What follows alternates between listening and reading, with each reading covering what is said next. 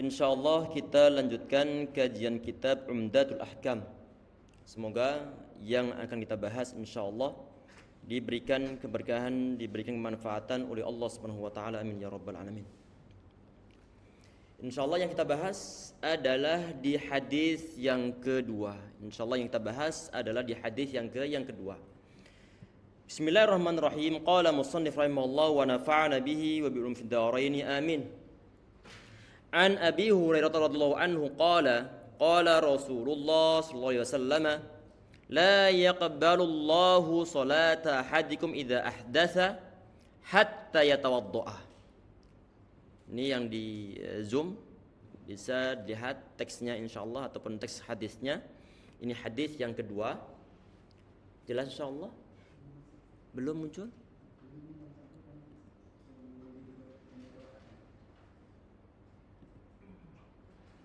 Bismillah, bismillah. Sudah masuk? Bismillah, bismillah. Salah link. Masya Allah. Udah di-share? Nah, afwan, kemungkinan salah link. Nah. Proyektor yang lain? Ya, nanti saya coba. Iya. Kemungkinan nggak cek proyektornya, kemungkinan. Allahu a'lam. Terlalu canggih kayaknya. Bismillahirrahmanirrahim. Semoga dimudahkan oleh Allah Subhanahu wa taala insyaallah. Hadis yang kedua. Recording in progress. La yaqbalu Allahu salata ahadikum idza ahdatsa hatta yatawaddaa. Tidaklah akan diterima salat salah seorang di antara kalian di saat dia berhadas sampai kemudian dia berwudu. Pembahasan ini ya ikhwah sekalian, ini hadisnya adalah hadis yang sahih yang diriwayatkan oleh sahabat Abu Hurairah. Di dalam pembahasan ini Nabi Muhammad SAW itu beliau memberikan suatu penjelasan tentang suatu syarat dari suatu solat. Artinya kalau solat tanpa ada wudu, jelas solatnya tidak akan sah.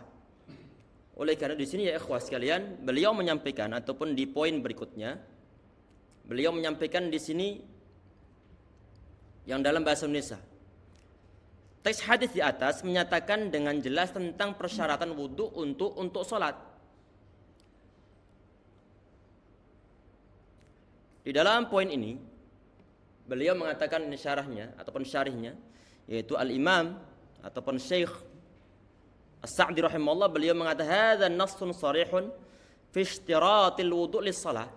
Hadis ini menyatakan tentang suatu nas ataupun teks tentang disyaratkannya suatu wudu untuk salat.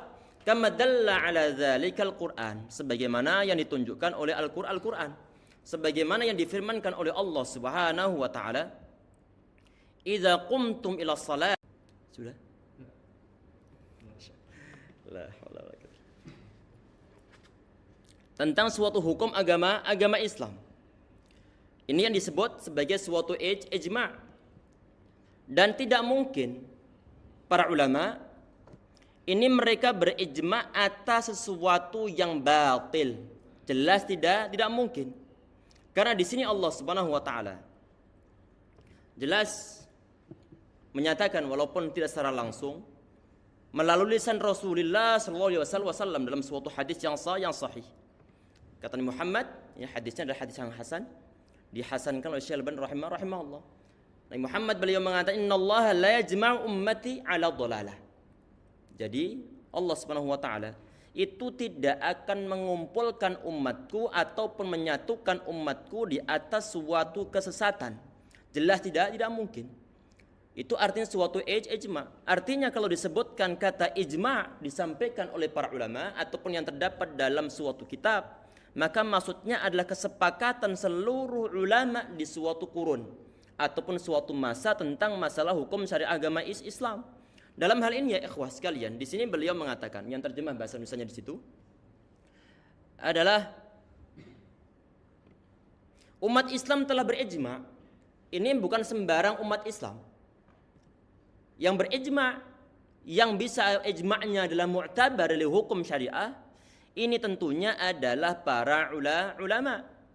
Kalau mereka telah berijma, kalau ditanyakan kenapa ini kok ijma ini kalau kita membicarakan masalah hukum syariat agama Islam ataupun bicara masalah masdar ataupun masdar tasyri' tentang sumber hukum syariat agama Islam, ijma di tempat yang ketiga adalah karena semua umat Islam atau kalau para ulama mereka itu telah berijma, artinya ijma mereka ini jelas didasarkan pada suatu sandaran hukum yang dari Al-Quran ataupun Al-Hadis. Artinya kalau mereka bersatu dan tidak ada yang menyelisih perkataan mereka, maka jelas ini, apalagi kalau kita lihat tadi itu hadisnya, bahwa umat Rasulullah ini tidak mungkin mereka bersatu terhadap suatu kesesatan.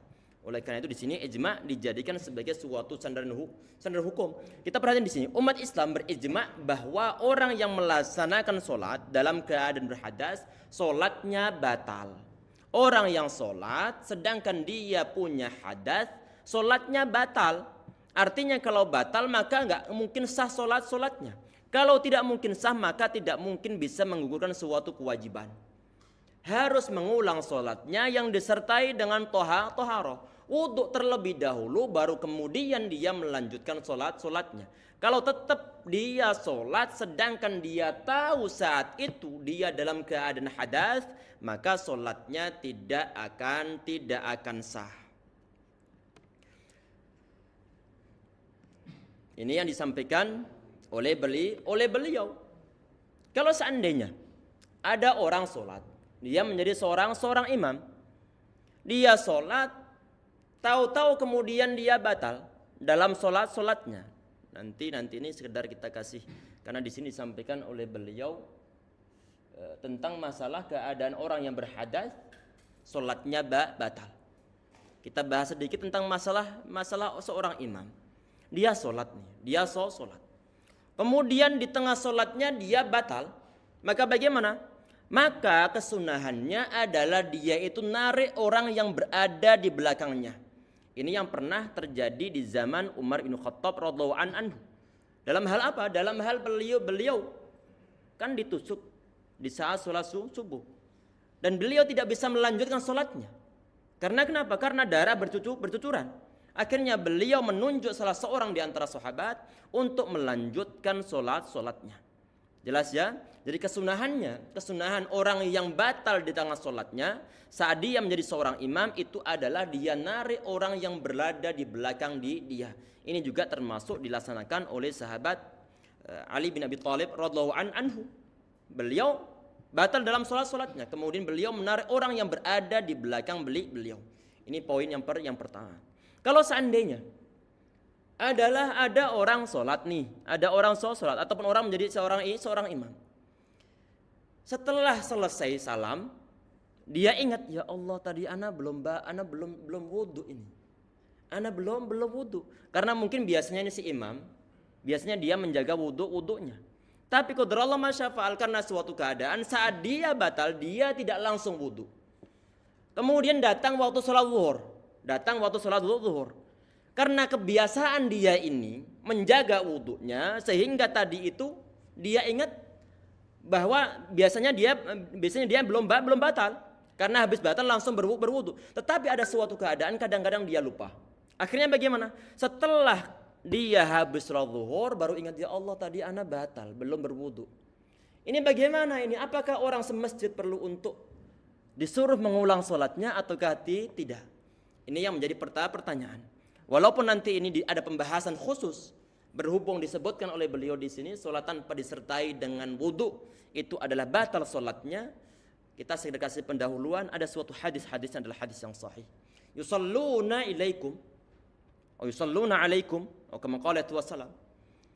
Para imam ataupun imam dia sholat terhadap kalian, ataupun artinya imam ini dia sholat menjadi pemimpin sholatnya. Fa in asabu, kalau mereka itu benar, maka falakum walahum, maka kalian dapat pahala dan mereka juga dapat pahala. Ataupun dia dapat pahala dan juga kalian juga dapat pahala. Fa in akhtau, kalau seandainya dia salah, dalam artian apa? Termasuk tadi itu adalah terjadi suatu hadas. Imamnya dia lupa berhadas, tapi kemudian dia sholat. Maka bagaimana? maka falakum wa alaihim. Kama qala alaihi wasallam. Maka bagaimana?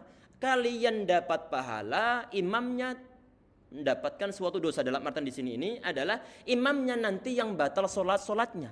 Para jamaah sekalian tidak perlu untuk mengulang solatnya lagi, karena jamaahnya nggak mengetahui. Yang tahu adalah imamnya. Itu adalah dari segi hadisnya. Apakah ada dari segi praktek yang dilaksanakan oleh para sahabat? Naam. Ini pernah terjadi di zaman Umar bin Khattab radhiyallahu anhu. Beliau sholat subuh, habis sholat subuh, kemudian beliau melihat ada bekas air mani di baju beliau. Baru ingat beliau dalam keadaan junub.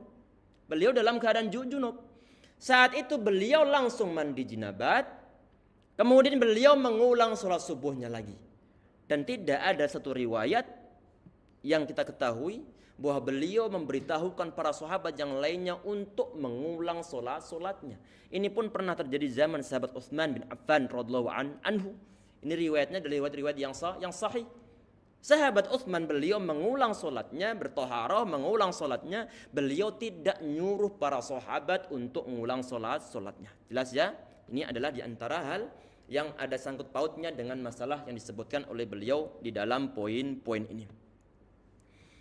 Kemudian di poin berikutnya, jadi untuk masalah kesalahan yang dilaksanakan oleh imam,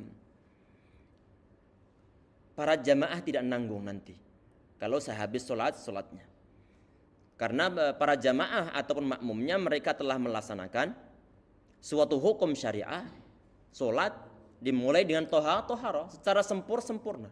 Kok terjadi suatu kesalahan yang dilaksanakan oleh imamnya, maka imamnya yang nanggung sendiri dalam masalah hal ini. Kemudian di poin berikutnya hadas. Di sini adalah segala sesuatu yang keluar dari lubang pembuangan. Ini disampaikan oleh beliau yang dalam bahasa Arab, ini adalah huwal khariju minas sabilain. Suatu hadas itu adalah hal yang keluar dari sabilain ataupun dua jalan ini. Dua jalan. Sabil itu artinya adalah jalan. Dua jalan maksudnya adalah dua jalan pembuangan berada di bawah, baik depan ataupun belakang. Ini yang disebut sebagai suatu hadas. Di saat ini kan riwayat hadis yang sahih diriwayatkan oleh sahabat Abu Hurairah radhiyallahu anhu. Ada suatu kesempatan yang lain beliau ditanya oleh orang Hadramaut. Yang dimaksud dengan hadas itu apa? Kemudian beliau menjawab, huwa durad au fusa, kama qala. Yang dimaksud dengan hadas di situ itu adalah, kalau durad itu adalah angin ataupun kentut tapi disertai dengan suara, disebut durad. Ada lagi disebut sebagai fusa. Ini adalah angin yang keluar dari bawah tanpa disertai dengan suara.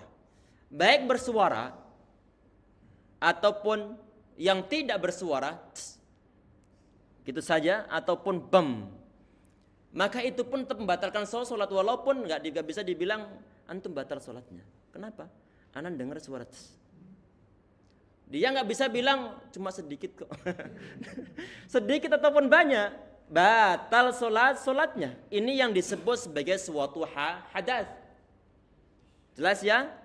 Ini kalau ditanya, ini dalam riwayatnya kok sahabat Abu Hurairah beliau cuman menyebutkan hadas yang berkaitan dengan angin.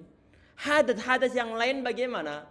Buang air besar ataupun buang air kecil ataupun hadis-hadis yang lainnya termasuk hadis besar. Kok nggak disebutkan oleh beliau? Ini adalah sahabat Abu Hurairah. Beliau bicara tentang keumuman orang yang sholat batalnya itu sebab apa?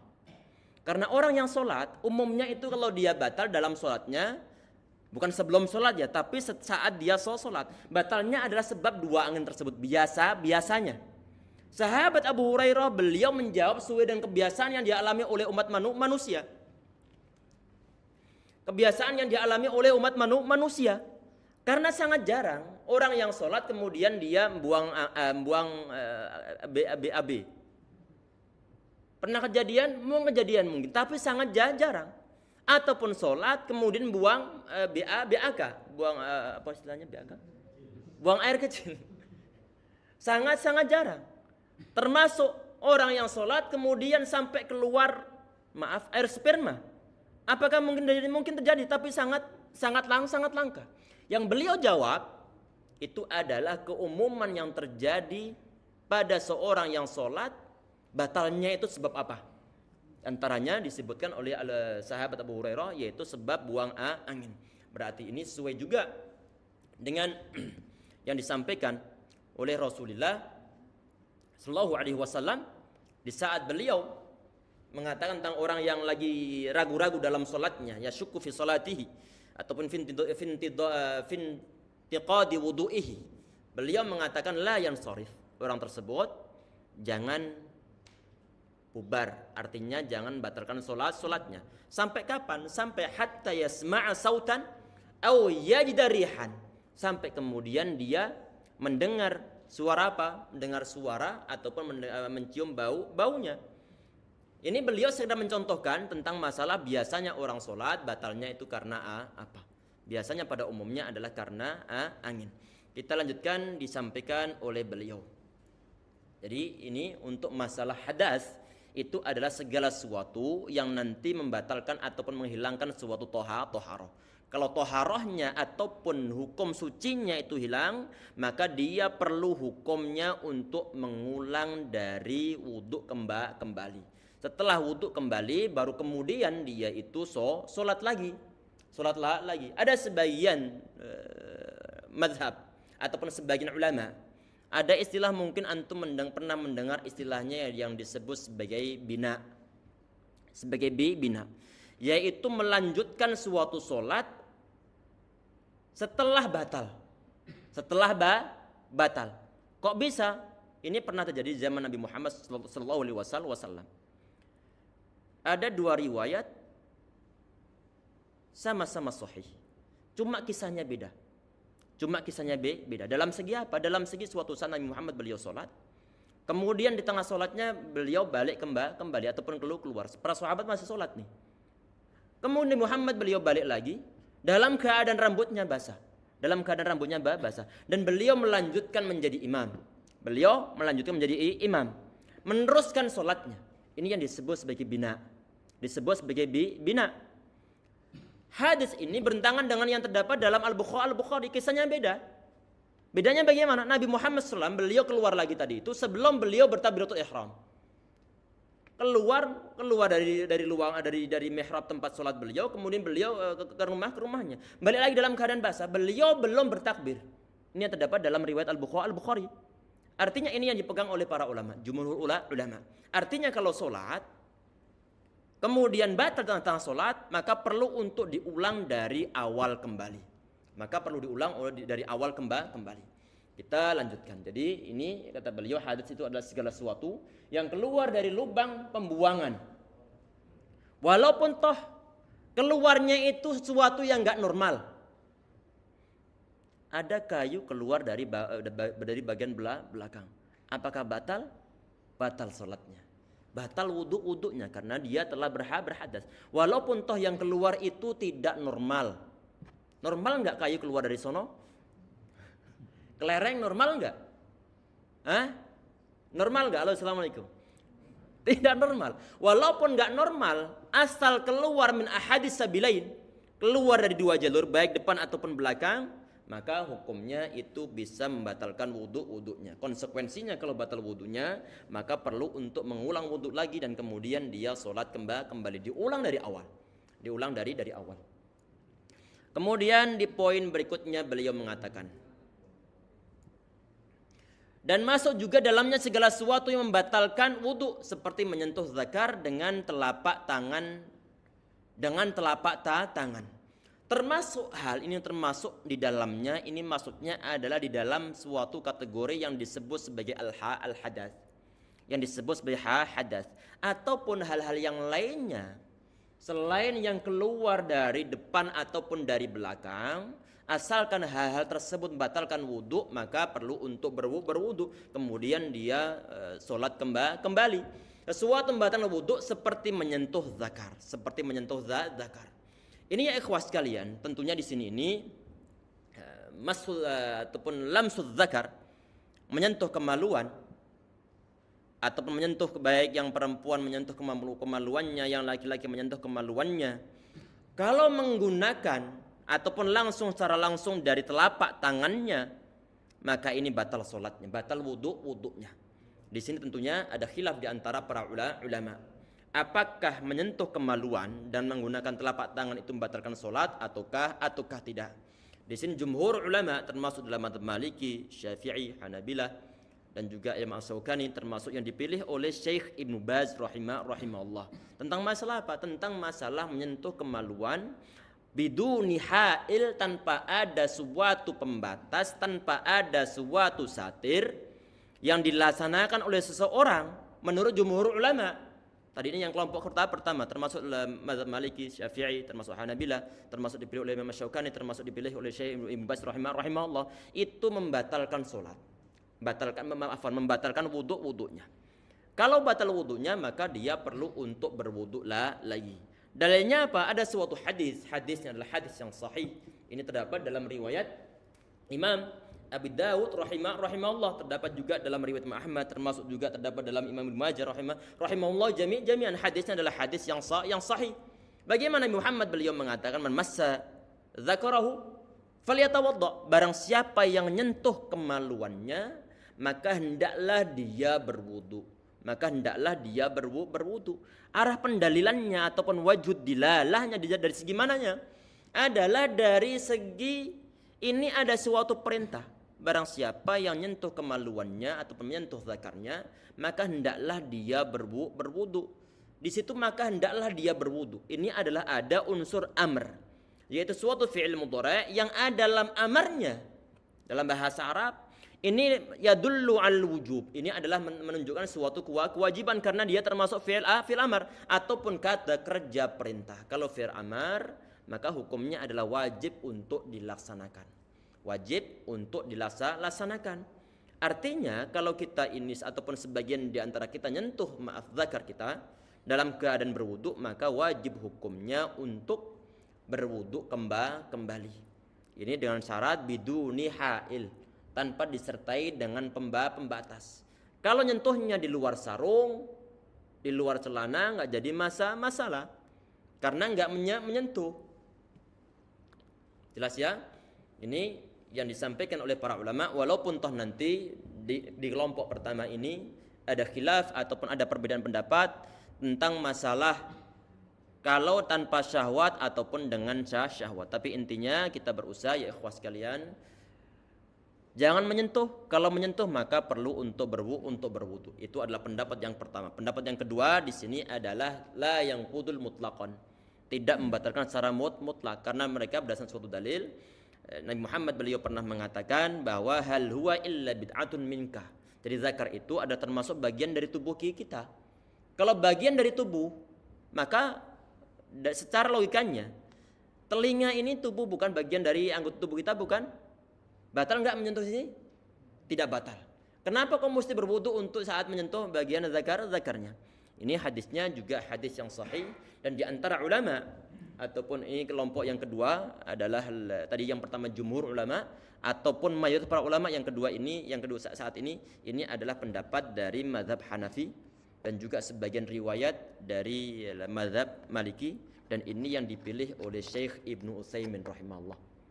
Syekh Ibnu Utsaimin. Artinya sebagian ulama-ulama kita dalam satu permasalahan mereka kadang-kadang beda pendapat. Yang pernah saya sampaikan sebelumnya, ada kitab setebal 827 halaman.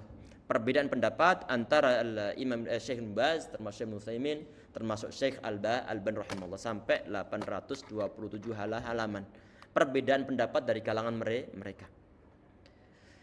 Ini termasuk hal yang dibeda pendapat di sini. Kita perhatiin di sini ya ikhwah. Ini sesuatu di dalamnya segala sesuatu yang membatalkan wudu, seperti menyentuh zakar dengan telapak tangan. Kita perhatikan di sini. Ini kitabnya disyarahi oleh siapa? Oleh Syekh As-Sa'di rahimahullah. Beliau guru siapa? Syekh Ibnu Utsaimin rahimahullah. Berarti beliau ini menurut paragraf yang beliau sampaikan di poin ini ini beliau termasuk di antara para ulama yang memilih tentang di antara pembatal wudu itu adalah nyentuh zakar. Artinya terjadi perbedaan pendapat dari seorang guru dengan muridnya. Gurunya Syekh Sa'di, muridnya siapa? Syekh Ibnu Utsaimin. Hal yang normal. Mereka berpegang dalil masing-masing. Mereka saling menghormati. Mereka saling menjaga suatu adab.